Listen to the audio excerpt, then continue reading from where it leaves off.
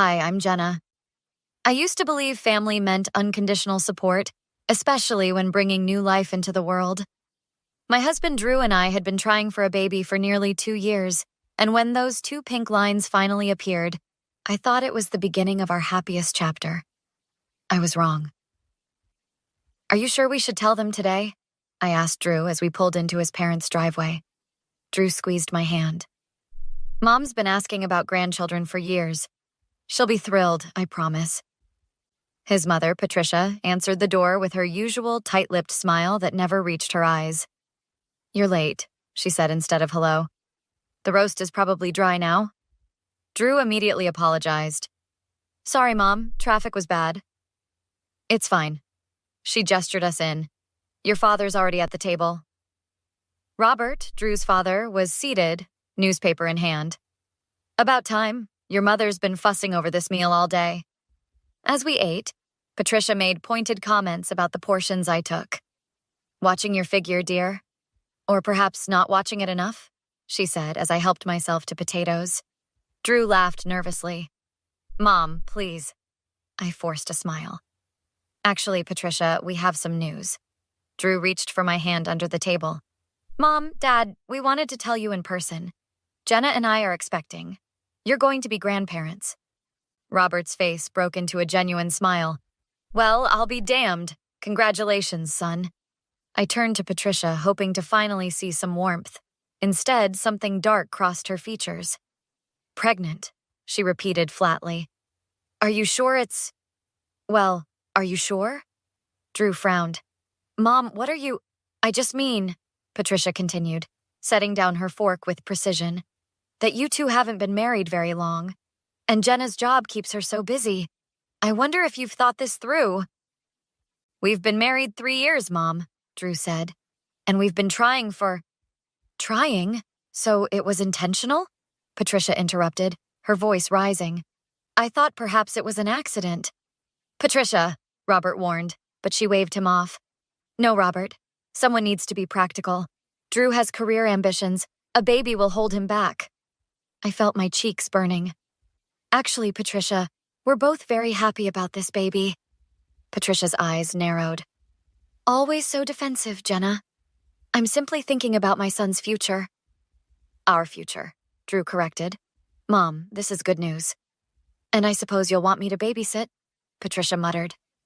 While you gallivant around playing house? I stood up, dizzy with anger. This isn't playing house, Patricia. We're starting our family. A family that should include loving grandparents. Family? Patricia stood too, her voice scathing. You barely know what family means. Your parents divorced, didn't they? What example did that set? Drew stood now too. Mom, that's enough. No, Patricia snapped, moving toward me. I've held my tongue long enough. She's not good enough for you, Drew, and now she's trapping you with a baby. It's our baby, I said, placing a protective hand over my stomach. Your grandchild.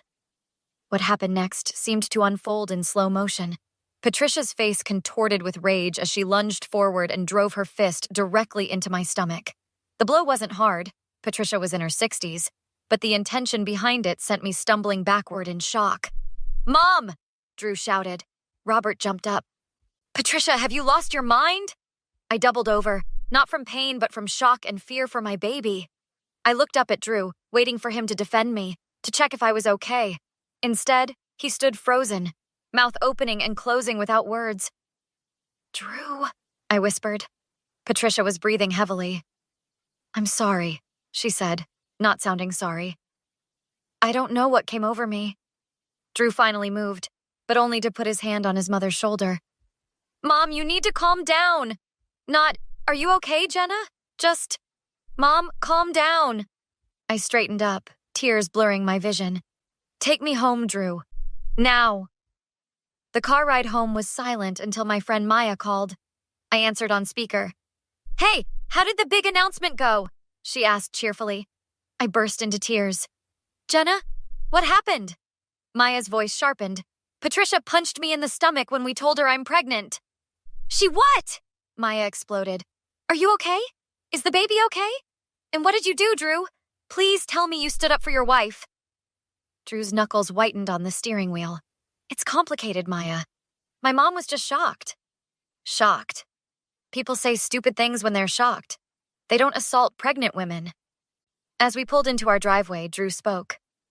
Jenna, I know you're upset, but it's my mom. She's always been high-strung.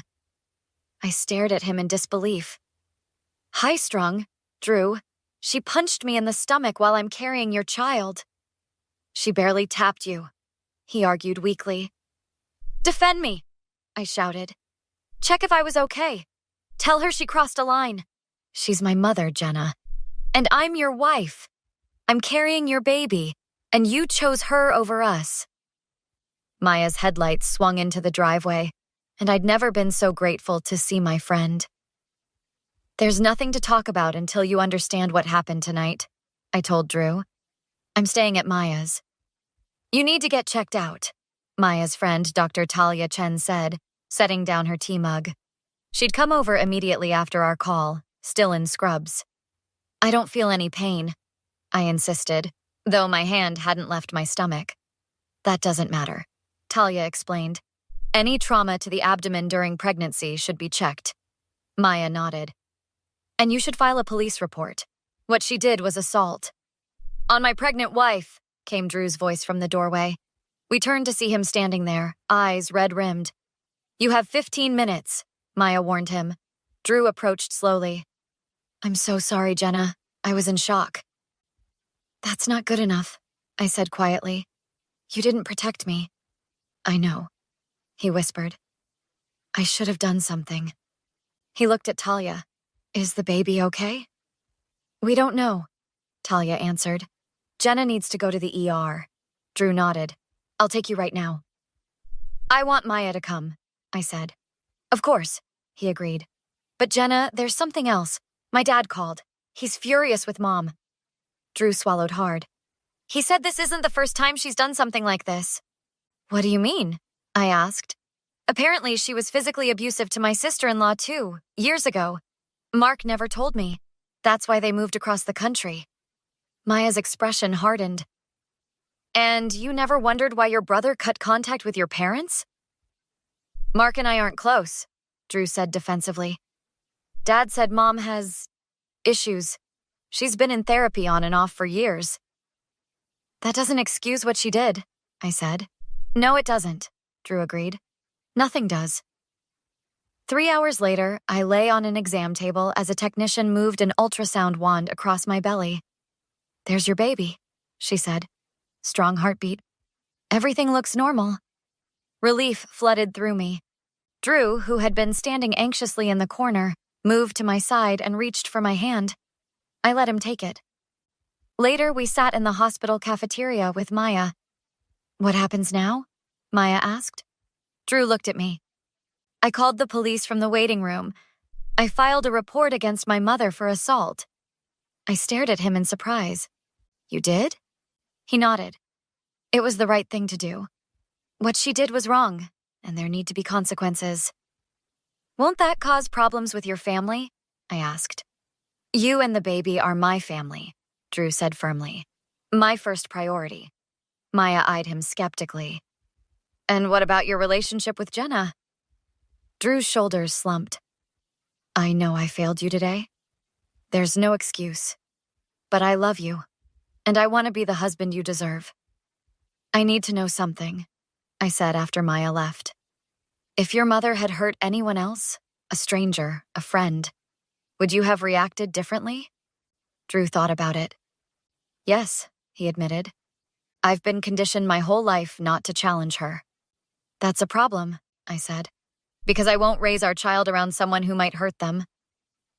I understand, Drew said quietly. My mother won't be in our lives unless she gets serious help. And even then, never unsupervised with our child. I studied his face. I'm staying at Maya's for a while. I need time to think. Whatever you need, he said. But I am going to fix this. Officer Sarah Reynolds approached us as we left. She'd taken Drew's report earlier. Mrs. Crawford, I understand you were assaulted today. I'd like to take your statement. We'll be issuing a temporary restraining order against Patricia Crawford, Officer Reynolds explained after I finished, and pursuing charges for assault. Given your condition, this is being taken very seriously. And did your husband witness the assault? She asked finally. I looked at Drew, seeing the shame in his eyes. Yes, I answered. He did. A week passed with me staying at Maya's. Drew called daily, respecting my request for space but checking in. He'd scheduled counseling appointments and started seeing a therapist himself to work through his family issues. Then came the preliminary hearing for Patricia's assault charge. I sat in the courtroom, Drew beside me as Patricia entered with Robert and their lawyer. She looked smaller somehow, her expression calculated to appear contrite. All rise, the bailiff called. After the initial proceedings, Patricia's lawyer spoke. Your Honor, my client wishes to address Mrs. Crawford directly. The judge looked to me. Mrs. Crawford, are you comfortable with this? I nodded, curious despite myself. Patricia approached but couldn't come closer due to the restraining order. Jenna, she began, her voice trembling perfectly. I want to apologize for my unconscionable behavior. I was shocked and reacted terribly. I've begun intensive therapy, and I'm horrified by what I did. I hope someday you can forgive me and allow me to be part of my grandchild's life. I studied her face, looking for sincerity but seeing calculation instead. The performance was for the judge, not for me. May I respond? I asked. The judge nodded. I stood, one hand on my belly. Patricia, I appreciate that you're seeking help, but this wasn't a momentary lapse in judgment. According to your husband, you've been physically abusive before. Your attack wasn't just on me, it was on your unborn grandchild. Patricia's facade cracked. That's not true. Robert is exaggerating. Mom, Drew interrupted, standing beside me. Stop lying. We know about what happened with Mark and Lisa. Patricia's eyes flashed with the same anger I'd seen at dinner. You ungrateful... She caught herself, glancing at the judge. You don't understand. I was protecting you. From what? I asked incredulously. From happiness? From starting a family? From making mistakes? Patricia hissed. She trapped you with this baby, just like Lisa tried to trap Mark. The courtroom went silent. Patricia's lawyer closed his eyes in dismay. The judge leaned forward. Mrs. Crawford, are you admitting to previous assaults? Patricia realized her mistake too late. That's not what I meant. Drew stepped closer to me, his hand finding mine. This time, I didn't pull away. Mom, he said firmly, no one trapped anyone. Jenna and I wanted this baby. We tried for 2 years to conceive. Drew, Patricia's voice turned pleading. You don't mean that. I'm your mother. Yes, you are, he agreed. And I'll always love you because of that. But I love Jenna by choice, and our baby is our future. Patricia turned to the judge. Your Honor, clearly this has been blown out of proportion. The judge's expression remained stern. Mrs. Crawford, striking a pregnant woman in the abdomen is assault, not a disagreement. Robert stood up. Your Honor, if I may? When the judge nodded, he continued. My wife does need help.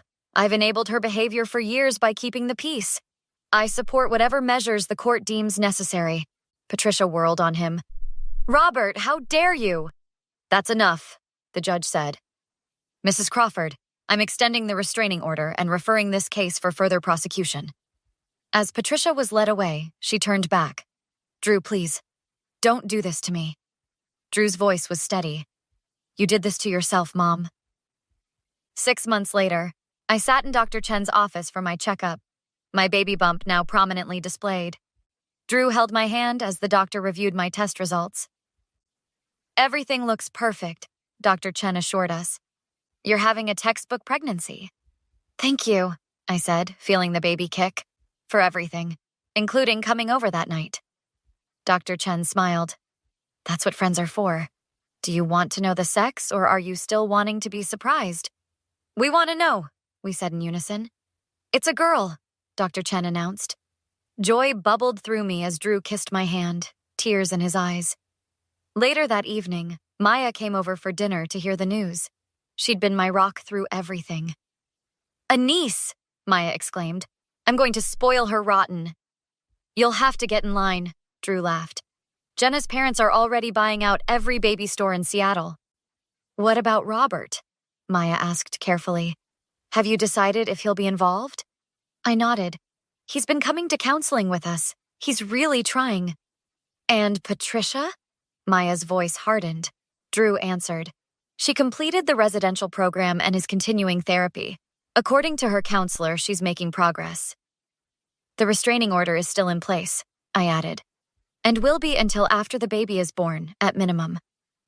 The doorbell rang and Drew went to answer it. He returned looking troubled, with Robert behind him. "I'm sorry to interrupt," Robert said, "but Patricia violated the restraining order today." My hand instinctively went to my belly. "What happened?" "She tried to come to your house while you were at work," Robert explained. "A neighbor called the police. She's been arrested." Drew sat down heavily. "Why would she do that?" "She found the ultrasound picture I had at home," Robert said.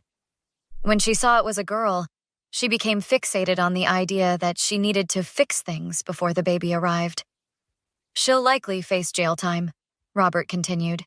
"The judge was clear about the consequences of violating the order." I felt a mixture of emotions, concern for a troubled woman, but also relief that we were being protected. 3 months later, I held my daughter in my arms for the first time. Charlotte Maya Crawford, 7 pounds of perfect baby girl. Drew sat on the edge of the hospital bed, staring at her in wonder. "She's beautiful," he whispered, "just like her mother." Maya knocked softly before entering. "Can the honorary aunt come meet the princess?" "Get in here," I laughed. Maya approached and gasped. "Oh, Jenna, she's perfect." "Want to hold your namesake?" I offered. "Hello, Charlotte Maya," she cooed, tears in her eyes. "I'm going to teach you all the things that drive your parents crazy." Another knock, and Robert stood uncertainly in the doorway. "Come in, Grandpa," Drew said warmly. Robert approached slowly. "She's beautiful," he said, his voice thick with emotion. "Would you like to hold her?" I offered. Robert looked surprised. "Are you sure?" "I'm sure," I said. "You've earned this." As Maya transferred Charlotte to Robert's arms, he looked at me gratefully. "Thank you, Jenna, for giving our family a second chance." "Not the whole family," I clarified gently. "Not yet."